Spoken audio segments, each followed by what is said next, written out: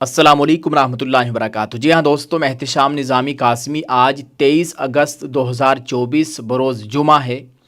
دوستو، دارالعلوم دیوبند سے ایک اہم خبر آئی ہے۔ دارالعلوم کا یہ ایک بہت بڑا پیغام سبھی مسلمانوں کے لیے، تمام علماء کرام کے لیے، تمام ائمہ مساجد کے لیے اور سبھی ذمہ داران مدارس کے لیے ہے۔ یہ خبر بہت ہی اہم ہونے جا رہی ہے۔ سبھی سے گزارش ہے کہ ذمہ داری کے ساتھ آپ اس بات کو سنیں اور دوسرے لوگوں کے ساتھ اس کو شیئر کرنے کی، اس بات کو پہنچانے کی کوشش بھی کریں اور اس پر عمل کرنے کی بھی کوشش کریں۔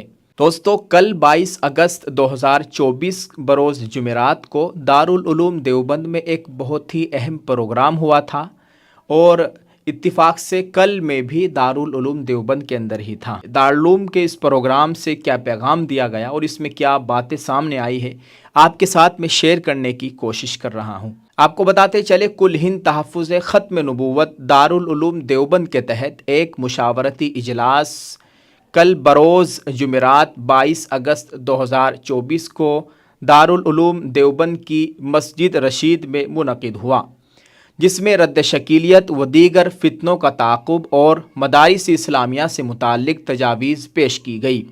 اس موقع پر ادارے کے محتمم و شیخ الحدیث مولانا مفتی ابوالقاسم نعمانی نے صدارتی خطاب کیا، جبکہ صدر المدرسین مولانا سید ارشد مدنی صاحب کا کلیدی خطاب ہوا۔ اس موقع پر ملک بھر سے تشریف لائے مہمانوں سے خطاب اور تجاویز میں کہا کہ اسلام کی نظر میں عقائد کی درستگی سب سے زیادہ اہمیت رکھتی ہے۔ اگر کسی شخص کا عقیدہ حضرات صحابہ کرام رضی اللہ عنہم اور سلف صالحین کے نظریے کے خلاف ہو تو ایسا شخص خواہ بظاہر کتنا ہی دیندار نظر آئے، اس کو مسلمان قرار نہیں دیا جا سکتا۔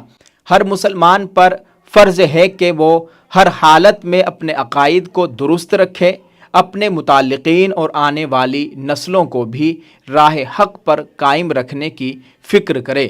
تمام اہل ایمان اس بات پر متفق ہے کہ خاتم النبیین حضرت محمد صلی اللہ علیہ وسلم پر سلسلہ ختم نبوت مکمل ہو چکا ہے، اور آپ صلی اللہ علیہ وسلم کے بعد کسی کو نبوت سے سرفراز نہیں کیا جائے گا۔ اس عقیدے کا انکار موجب کفر ہے، اور جو شخص نبی کریم صلی اللہ علیہ وسلم کے بعد کسی اور کو نبی تسلیم کرے، اس کے کفر میں بھی کوئی شبہ نہیں ہے۔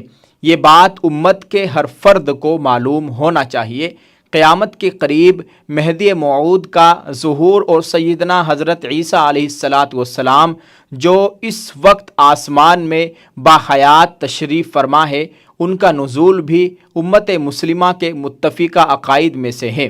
یہ دونوں الگ الگ شخصیات ہیں جو اپنے وقت پر سامنے آ کر امت کی رہنمائی کا فرض انجام دیں گی، جن کے بارے میں احادیث شریفہ میں واضح معلومات موجود ہے۔ جو شخص از خود مہدی موعود یا مسیح موعود ہونے کا دعویٰ کرے اور حضرت عیسیٰ علیہ السلام کے نزول کا منکر ہو، یعنی جیسے شکیل بن حنیف، ایک بہت بڑا فتنہ ہمارے بھارت میں پھیلتا جا رہا ہے، اور دیگر مدعیان مہدویت، مسیحیت، وہ بلا شبہ ملحد اور مرتد ہے، اس کا دین اسلام سے کوئی تعلق نہیں، اور اس طرح کی گمراہ کن تحریکات اور فتنوں کا تعاقب امت کے ہر طبقے کا اولین فرض ہے۔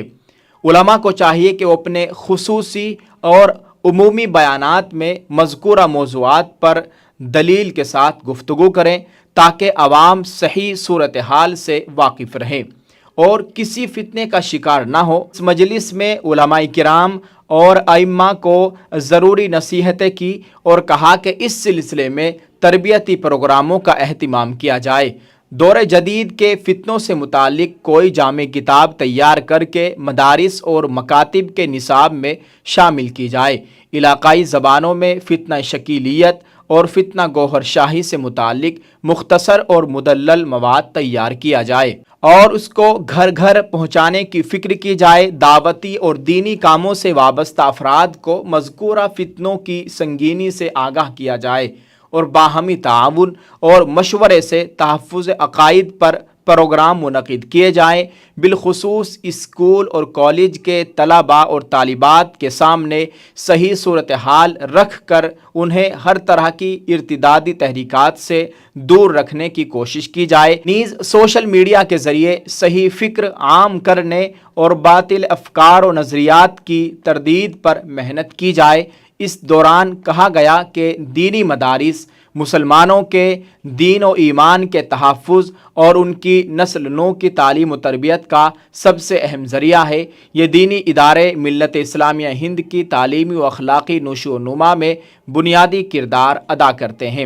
علاوہ ازیں ملک کی سالمیت، تحفظ اور نئی نسل میں ملک کے دفاع اور حب وطن کا جذبہ پیدا کرنے میں بھی ان کی خدمات کسی سے مخفی نہیں ہیں، لیکن ملک میں ایک ایسا طبقہ موجود ہے جو ان مدارس کو بیجا طعن و تشنیع کا نشانہ بنا کر ان کے کردار کو مسخ کرنے میں مصروف ہے، اور افسوس ہے کہ اس نفرت پسند طبقے کو حکومت میں بعض ذمہ دار عہدوں پر بیٹھے ہوئے افراد کی پشت پناہی حاصل ہے۔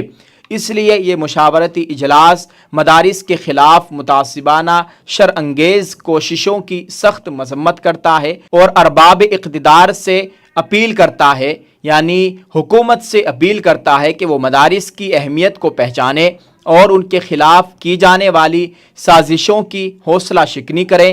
اسی کے ساتھ یہ اجلاس سبھی مدارس سے اپیل کرتا ہے کہ وہ اپنے تحفظ اور اپنے دائرہ کار کو مزید مستحکم اور وسیع کرنے کی بات کو ملحوظ رکھتے ہوئے رجسٹر سوسائٹی یا ٹرسٹ کے تحت ادارے کے نظام کو چلائے، حساب میں شفافیت کے لیے بینک اکاؤنٹ کھولے اور بیلنس شیٹ بنا کر اسے کسی اچھے سی اے سے ضرور آڈٹ کرایا جائے، اور طلباء کی رہائش کے لیے صاف پانی، صاف شفاف کمروں اور باتھ روم وغیرہ کا معقول انتظام کیا جائے۔ اس کے علاوہ زمینی تعمیری نقشے اور پینے کا پانی، بجلی کی سپلائی، فائر فائٹنگ کے لیے محکمہ فائر بریگیڈ سے اجازت وغیرہ کی اپڈیٹ کاپیاں تیار رکھی جائیں۔ اجلاس کے دوران دارالعلوم دیوبند کے استاذ حدیث مولانا سلمان بجنوری، مفتی سید سلمان منصور پوری، مولانا شوکت، مولانا شاہ عالم گورکھ پوری اور مولانا عبد المالک مغیثی وغیرہ دیگر علماء کرام نے مختلف تجاویز پیش کی اور بیانات کیے۔ مولانا اشرف عباس نے نظامت کے فرائض انجام دیتے ہوئے ابھرنے والے